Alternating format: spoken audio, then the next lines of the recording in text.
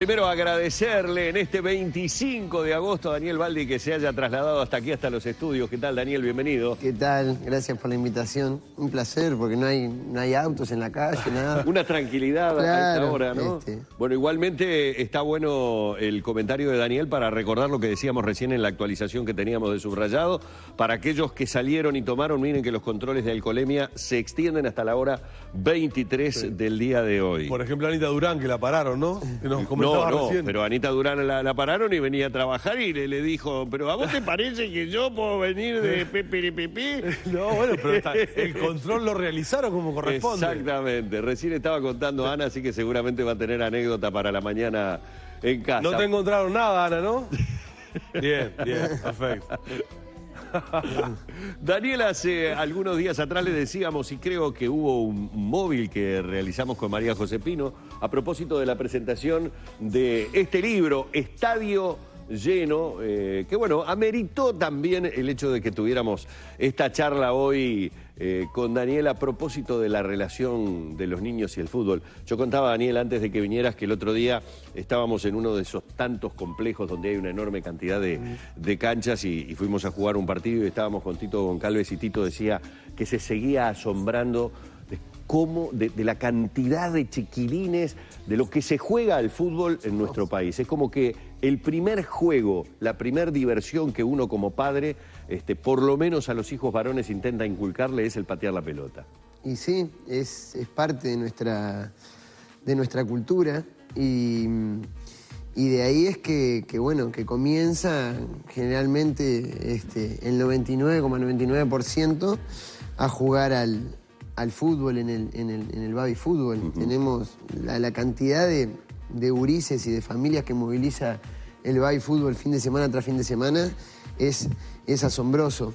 Y bueno, después van transitando a lo largo de la vida y muchas veces abandonan y muchas veces siguen, pero también porque se empieza a gestar en torno a ese gurí como un deseo enfermizo muchas veces de que logre hacer carrera en el fútbol, ¿no? Claro, lógico. Y la parte lúdica a veces es la que se deja de lado y justamente en el baby fútbol y yo creo también en el inicio de las inferiores, que hoy día estoy de técnico en una sexta divisional, no se debería dejar tan de lado hasta edades bastante más avanzadas. A veces uno se sorprende, Daniel, Humberto, observando ya no hacia la cancha de fútbol, sino hacia el entorno.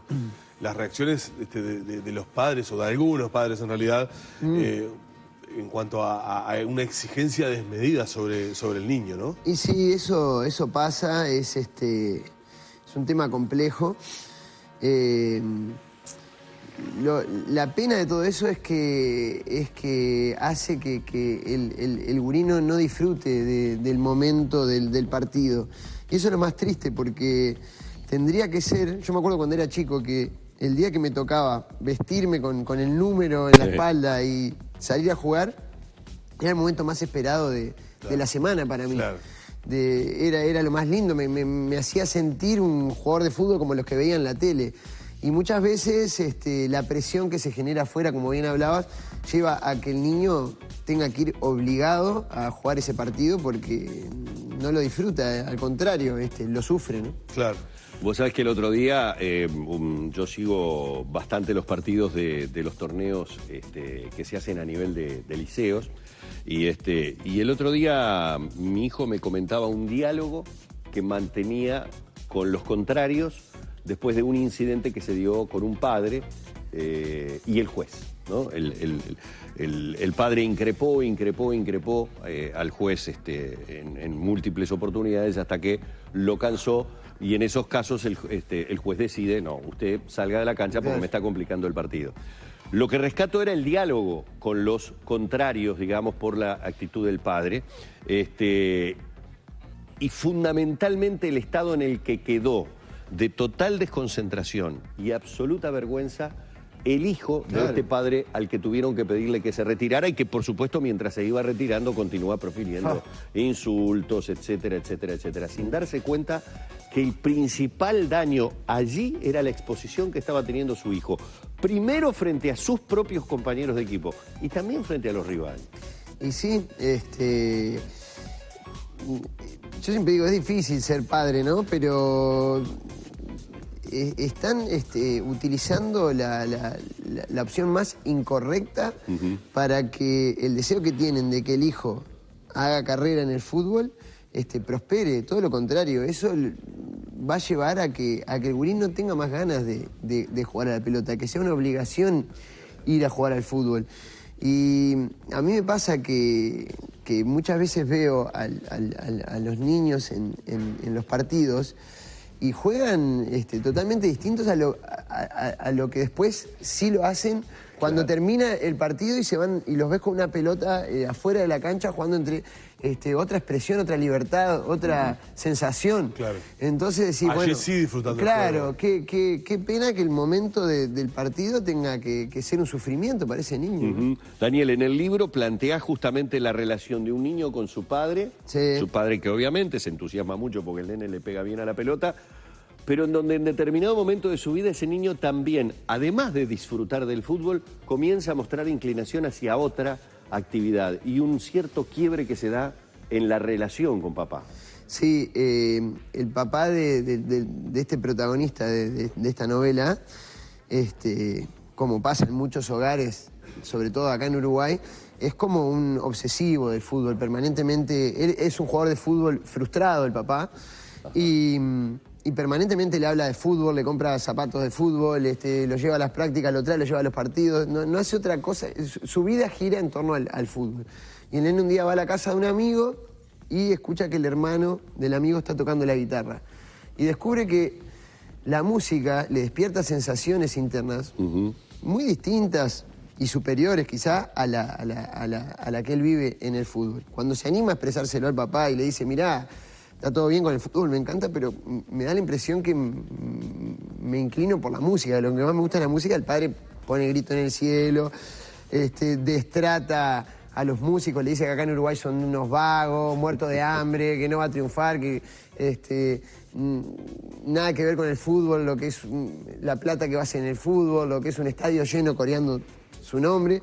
Entonces, el niño como que lo escucha y no lo entiende muy bien y dice, bueno, todo bien, me voy a callar la boca porque veo que es mala palabra acá la música. Sigue avanzando en su educación musical y en el fútbol, y cuando llega a los 18 años de edad, se le produce algo en la vida, que es que la primera de River, el técnico de la primera de River de acá de Montevideo, decide incorporarlo a la primera división y hacerle firmar un contrato, el primer contrato profesional. El papá ya está festejando eso, claro. Y al mismo tiempo le surge la posibilidad de ir a estudiar música becado a París.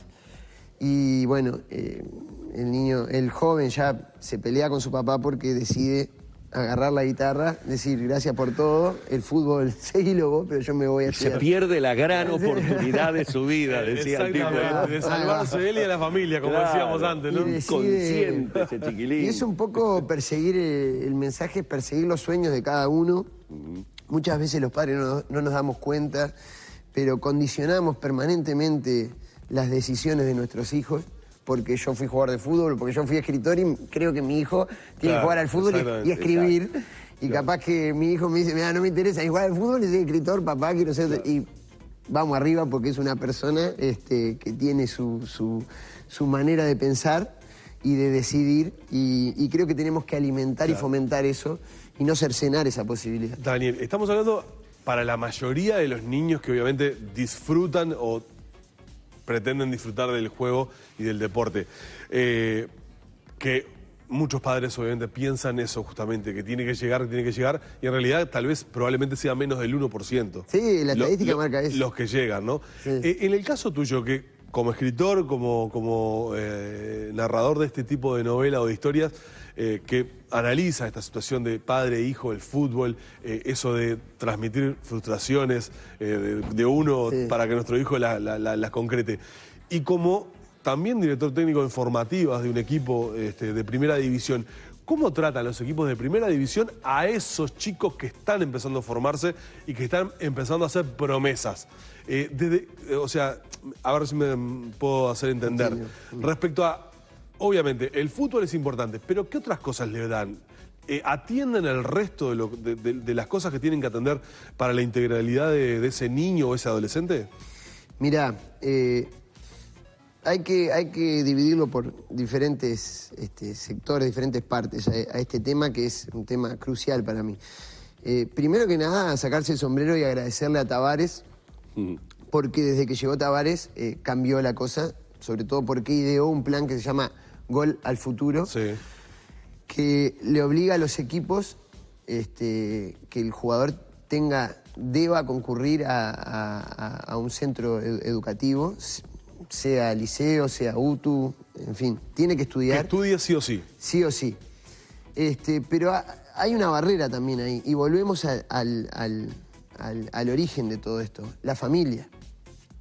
Yo como técnico le puedo decir al gurí, no, mirá, tenés todas bajas, tenés que estudiar, que si llega a la casa y el padre le da una información contraria a la mía, y le dice, no, anda a jugar a la pelota, y no le da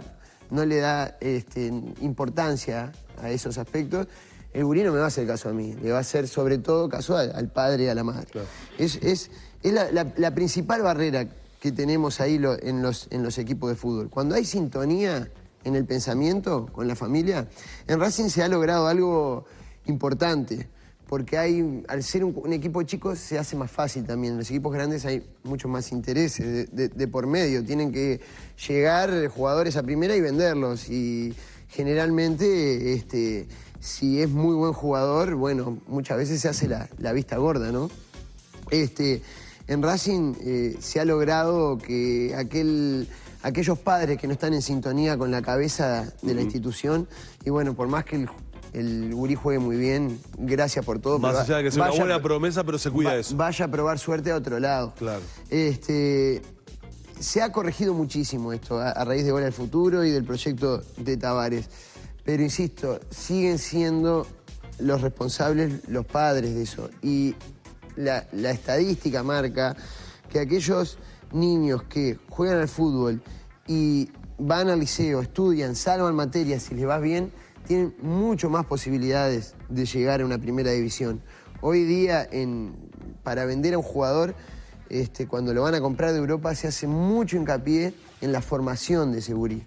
Entonces ya un jugador que juega bien a la pelota, pero que no tiene ni siquiera ciclo básico terminado, ya no está bien visto. Claro. Hoy día el jugador de fútbol... Hoy se ven esas cosas, tal vez antes no se veía. Y antes por ahí no tanto, pero hoy día el jugador de fútbol ya es imagen de un equipo. Claro. Ya vende productos un jugador de fútbol. Ya lo compran pensando, bueno, la marca Cascada me patrocina. Y capaz que va a ser quien tenga que venderme. Claro, la imagen, la cara. Entonces la imagen es fundamental.